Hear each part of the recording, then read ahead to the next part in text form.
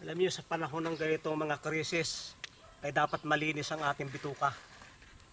Dapat yung pagdumi natin ay magaan sapagkat yung hirap ng pagdumi, yan ay magpapalala ng anumang sakit. Kaya kayo'y ipinapakikita ko sa inyo itong halaman na ito'y tanaka. Ang lagon ito kahapon dyan, no, ay nakita ko napakaganda, pinutol na nila, hindi naman nila alam ito.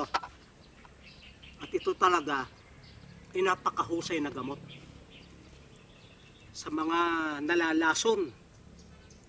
Yung dumi sa bituka ay ilang araw na hindi na nakakalabas, mapapalabas nito. At inyong tingnan, no, itong halaman na ito ay halaman na makikita sa mga tabihan daan, sa mga lantad na initan, pero nasa mga tabihan lamang ng daan. At ito'y maaari lamang yung gamitin kapag mayroon ng bunga at yung bunga ay magugulang na.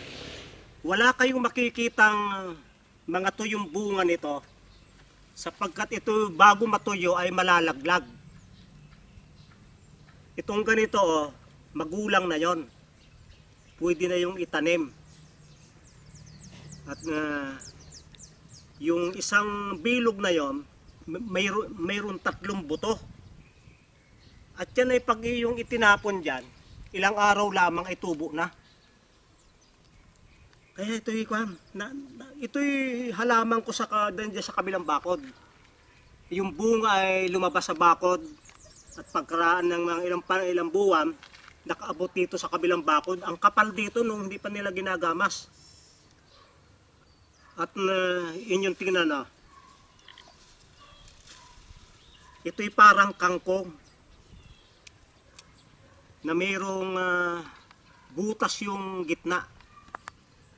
Para siyang kangkong na napakadagta, na yung kanyang dagta walang lasa. Para ka lamang nagkuha ng tubig, walang kalasa-lasa kahit kaunti. At ang paraan ng pagluluto nito ay isang tasa nito ay 3 basong tubig. Yun ang paraan ng pagluluto. Di kaya 3:1 o 4:1. Pero kung gusto niyo na talagang ay 3 tasa nito, isang tasa nito, 3 basong tubig. Okay na yan. Gagayatin ninyo yan. Lahat yan ay kasama. Wala kayong iiwan dyan. At ang magandang balita dito, pag yan ay inyong pinutol, kagaya ito, kanilang tinabas nung isang araw, may mga suloy na uli.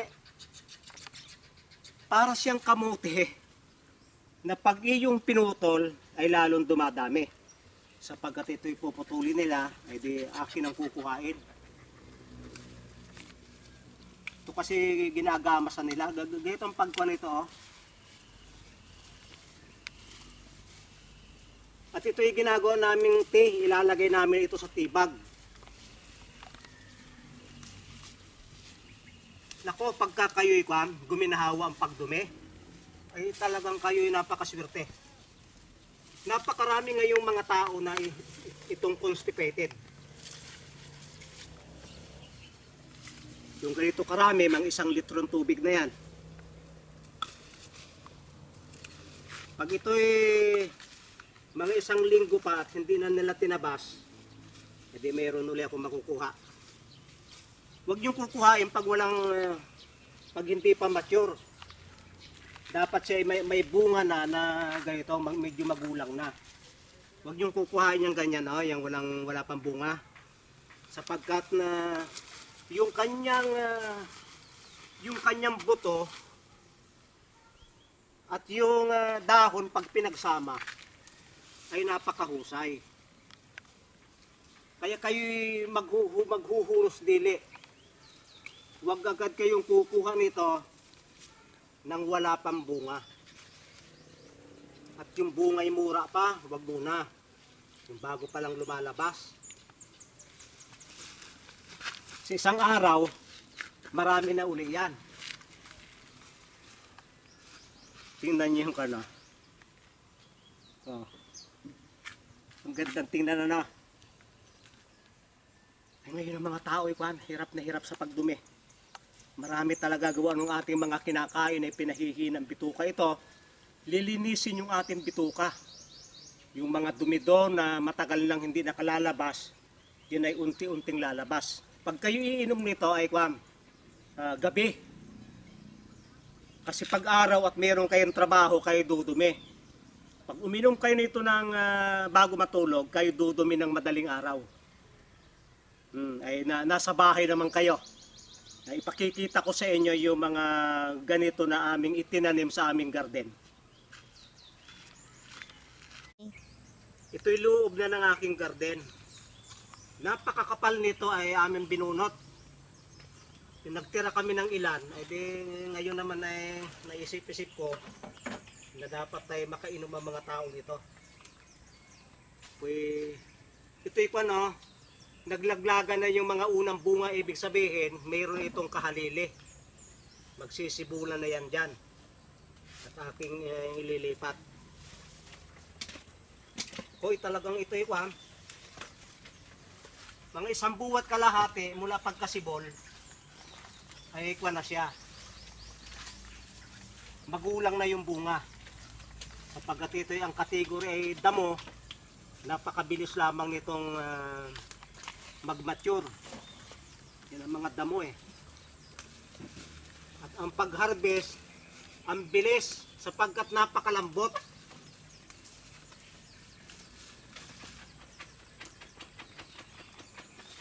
Napakalambot na halaman. Kung nakakuha na kayo ng kangkong, doble ang lambot nito sa kangkong. Hindi matigas na halaman. Itong isang ito'y nabali. At yung pala, pag nabali, ay dumadami yung suloy sa puno. Kaya yan ay kung gusto ninyong lumago, hahapayin ninyo. At yan ay tutubo yung maraming sanga. Ito'y nalililiman ng saging. Pero gumaganda rin sila sa lilim.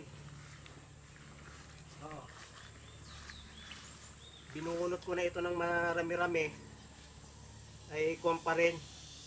Maganda pa rin. Alam niyo ito'y kung interesado kayo, siguradong sa inyong lugar ay marami. Ito yung hinog na pakikita ko sa inyo. Yung bunga na medyo nagkulay brown, hinog na yon. Kukuha lamang kayo kung ang gusto niyo yung mga ilang piraso at ilalagay nyo sa paso. At kapag mature na yung bunga, tatalbusan ninyo at yung inyong paso ay lalago ito. Sasanga siya ng marami. Kaya't na may siguro mga 2 paso sa isang tao, pang maintain yun para luminis ang kanyang tiyan. At sasabog ko lamang yan dyan. Ako'y talagang naliligayahan dito at may mga naiwan. Marami pala dyan sa mga damuhan. Napakarami. Kaya akin tinalbusan.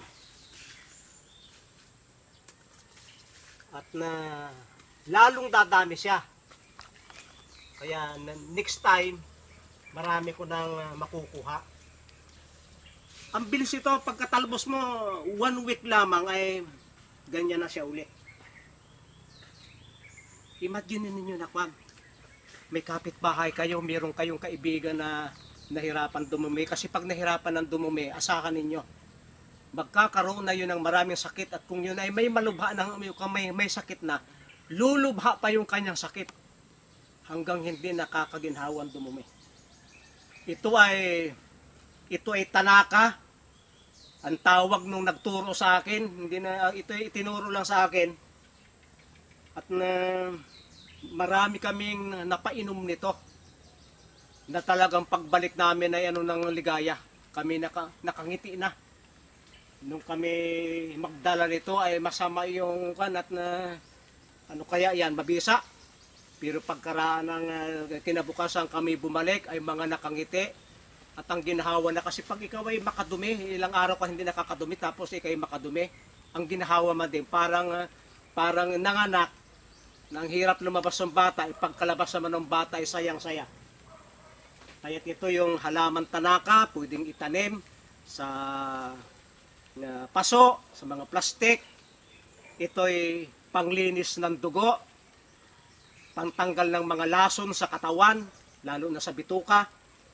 Walang lasa, pag inyong ininom, parang uminom lamang kayo ng tubig.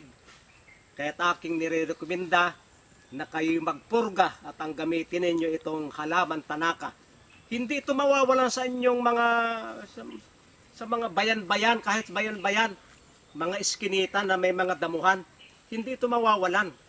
Kung sa isang barangay ay wala, baka sa susunod na barangay ay mayroon. Kaya ako'y umaasa na kayo'y na ito sana makatulong sa inyo, na guminhawa ang inyong pagdumi, makatulong kayo sa mga tao na nahirapan dumumi. At maraming salamat sa inyong pagsubaybay sa Natural Wellness ni Pastor Vito.